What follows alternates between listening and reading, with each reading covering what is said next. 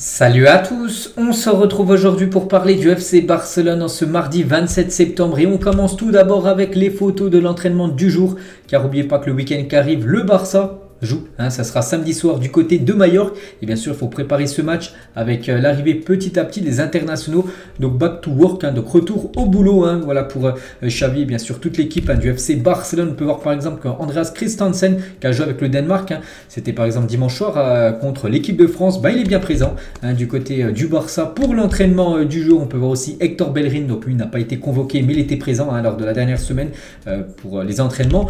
On peut voir aussi le crack Ansu Fati, on peut voir aussi Sergi Roberto, tous les autres joueurs bien sûr du FC Barcelone comme Marcos Alonso, même Pablo Torre qui s'entraîne avec l'équipe première malgré qu'il a joué avec l'équipe réserve. Là le week-end dernier il fera l'ascenseur. De toute façon équipe A, équipe B, c'est Xavi qui l'a dit. On peut voir aussi Gérard Piqué qui pourra avoir du temps de jeu là dans les prochains matchs, parce qu'on parlera tout à l'heure qu'il y a beaucoup de blessés surtout en défense.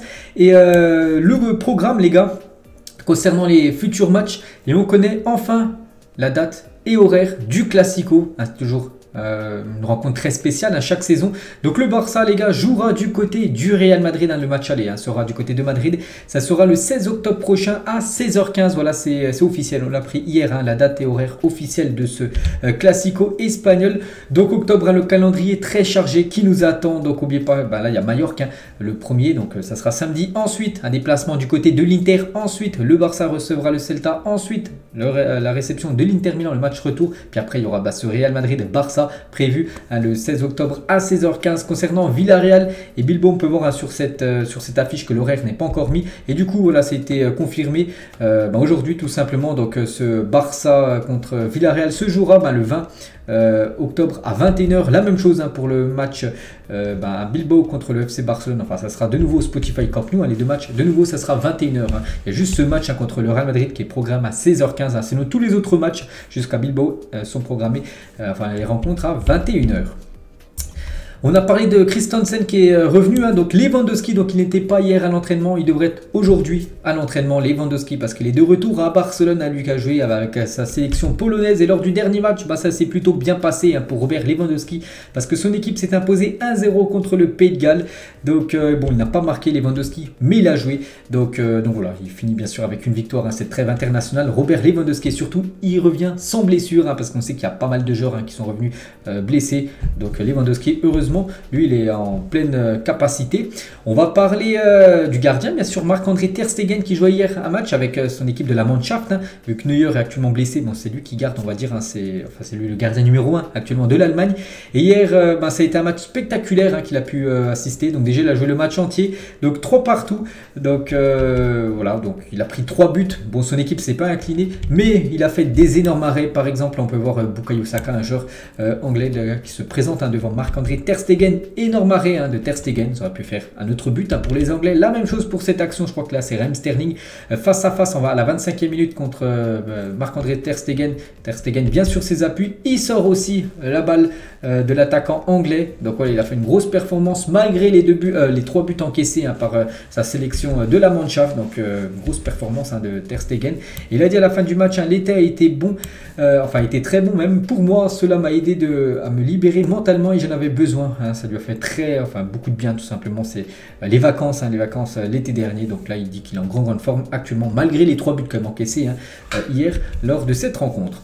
On va parler de la sélection espagnole. Tout d'abord l'Espagne qui avait joué contre la Suisse, j'en avais pas parlé vu que là c'est un épisode du Barça, puis ça date il y a 3 jours. Et le Barça, l'Espagne contre la Suisse, il y avait beaucoup de joueurs du Barça dans le 11 de départ, 6 joueurs du Barça dans le 11 de la sélection espagnole contre la Suisse. Donc il y avait Ferran Torres, il y avait Gavi, il y avait Busquets, il y avait Pedri, il y avait Alba, il y avait Eric Garcia et c'est tout. Bon, c'est déjà pas mal, quasiment plus de la moitié étaient des joueurs du FC Barcelone contre l'équipe suisse. Bon, ça s'est mal passé pour les Blaugrana du côté de l'Espagne vu qu'il y a eu une défaite 2-1 contre les voisins suisses. Et but de Jordi Alba, donc Jordi Alba était buteur, c'est lui l'unique buteur du match Côté espagnol, hein, donc Alba, bien sûr, un joueur du FC Barcelone. Ferran Torres, les gars, qui a joué. Donc il a joué 63 minutes, hein, je dis, il a commencé titulaire, puis il a fait un match comme d'habitude, hein, très compliqué. Hein, Ferran Torres qui n'est pas bon avec l'Espagne ni avec le Barça, hein, c'est quand même limité. 0 but, 0 passe D, 0 tir, 0 dribble réussi, 13 ballons perdus en 63 minutes jouées hein, par Ferran Torres. Voilà les autres photos, bien sûr. Hein, là c'était l'échauffement d'avant-match hein, contre l'équipe suisse avec ce magnifique maillot d'échauffement, on peut dire, hein, pour cette sélection espagnole avec tous les Blaugrana, hein, Gavi, Pedri, on peut aussi Busquets, on peut voir Eric Garcia, donc voilà quelques photos. Donc là c'était les photos le lendemain de la défaite, mais à l'entraînement hein, du côté de l'Espagne, bien sûr, hein, pour préparer le prochain match. Hein, et le prochain match, ça fait les unes des journaux aujourd'hui en Espagne. Hein, Mundo Deportivo, c'est El Gran Reto. Donc en gros, le grand défi, on peut voir Pedri et Gavi hein, en une de ce journal. Examen final, les gars, parce que ce soir, l'Espagne, dont il y a beaucoup de joueurs hein, du FC Barcelone qui évoluent. Donc du coup, ils se déplacent du côté du Portugal, les gars, pour quasiment une finale hein, de la Ligue des Nations. Donc on parlera bien sûr du résultat hein, dans l'édition du Barça. Ça sera après-demain. Et on peut voir le 11 de l'Espagne qui devrait commencer titulaire avec quelques joueurs hein, du FC Barcelone. Donc Eric Garcia devrait commencer titulaire, Pedri devrait commencer titulaire et de nouveau Ferran Torres, hein, malgré qu'il a été décevant, hein, je dis avec les stats là contre la Suisse, il devrait de nouveau être titulaire après, bien sûr. Ça c'est les compos probables, on connaîtra les compos officiels ce soir. La trêve internationale n'a pas été tendre, on va dire, avec le FC Barcelone parce que j'ai dit, hein, il y a eu beaucoup de blessures et on revient sur tous ces joueurs blessés, combien de temps ils sont indisponibles. Tout d'abord, hein, le communiqué médical officiel hein, de la part du Barça. Tout d'abord, Frenkie de Jong souffre d'une élongation du semi-tendineux de la cuisse gauche. Memphis Depay, lui, il est blessé au biceps fémoral de la cuisse gauche. Donc tout d'abord, pour revenir hein, sur Frenkie de Jong, donc du coup, il manquera déjà le match contre Mallorca un samedi soir. Il est forfait. Il pourrait être dispo lors du match contre l'Inter Milan, donc de mardi prochain, dans une semaine, là, jour pour jour, il devrait être présent, mais voilà, contre Mallorca ce week-end, ça sera trop juste hein, pour Frenkie de Jong, donc bon rétablissement à lui, hein, voilà pour le joueur néerlandais. Donc Memphis Depay, lui également, qui est sorti sur blessure hein, lors du dernier match des Pays-Bas. Donc lui, du coup, il est forfait un mois pour sa blessure, la biceps au fémoral gauche, hein, donc il va louper tous les matchs. Hein, on sait qu'il y a beaucoup de matchs au mois d'octobre, je vous montrerai voilà, le gros calendrier, bien sûr, du Barça pour ce mois d'octobre. Hein, donc Memphis Depay ne sera pas là, malgré que c'est pas non plus un titulaire, mais bon, voilà, on va imaginer Lewandowski se blesse, voilà, il n'y a plus de numéro 9, vu qu'il y a Aubameyang qui a été vendu, Braithwaite qui est plus là, donc voilà, bien sûr, ça c'est un coup dur de plus hein, pour le Barça. Concernant les autres blessés, tout d'abord, Jules Koundé souffre d'une blessure au biceps fémoral de la cuisse gauche. La durée de son absence dépendra de son évolution et devrait être forfait au moins 4 semaines. Hein. Donc ça fait quasiment un mois. Comme la même durée en gros que Memphis Depay. En plus, je crois que c'est la même blessure. Hein. Biceps fémoral de la cuisse gauche pour Depay et Koundé, c'est biceps fémoral de la cuisse gauche. Et la même endroit où ils sont blessés. Donc du coup, un mois de blessure hein, pour Koundé, Memphis Depay. Et la plus grosse blessure, hein, c'est Araujo.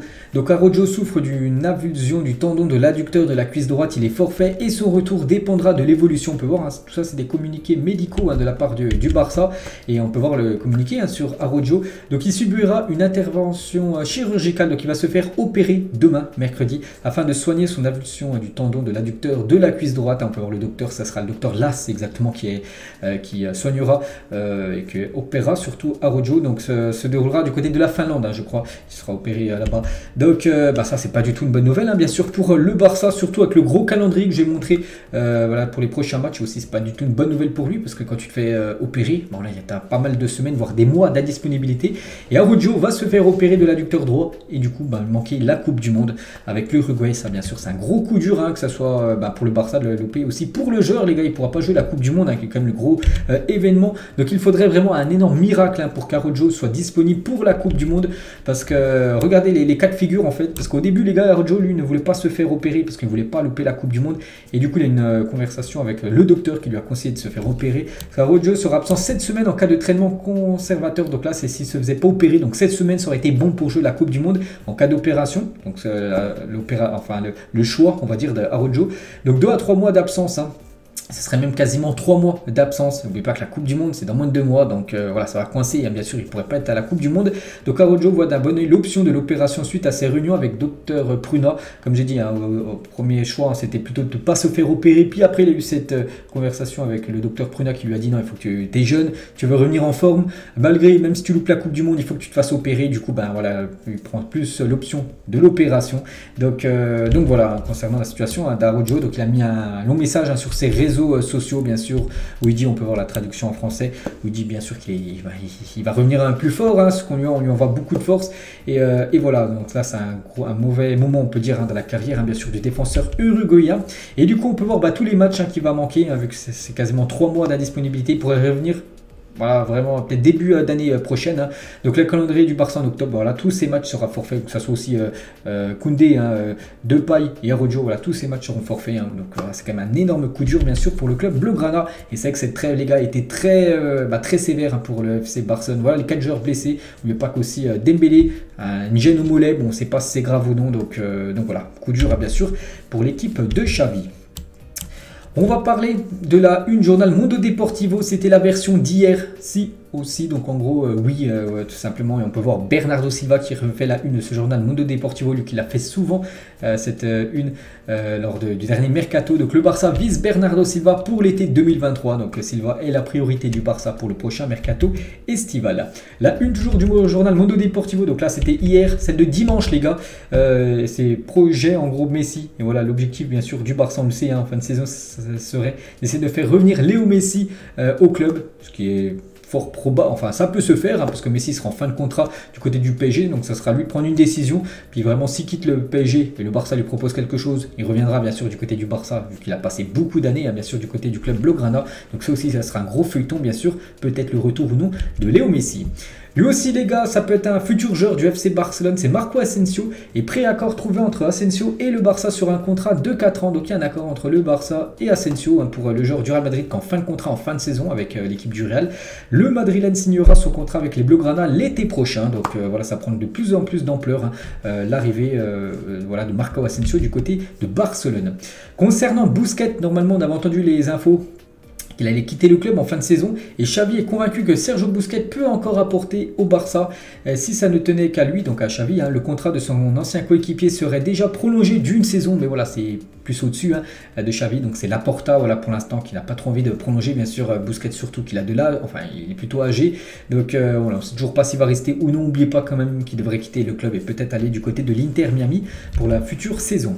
On va parler d'Antoine Griezmann, joueur du Barça prêté à l'Atlético Madrid. Après les révélations d'El Mundo, on apprend qu'Antoine Griezmann a accepté de diviser son salaire par 2 pour jouer au Barça quand il avait signé, hein, du côté du Barça, c'était en 2019.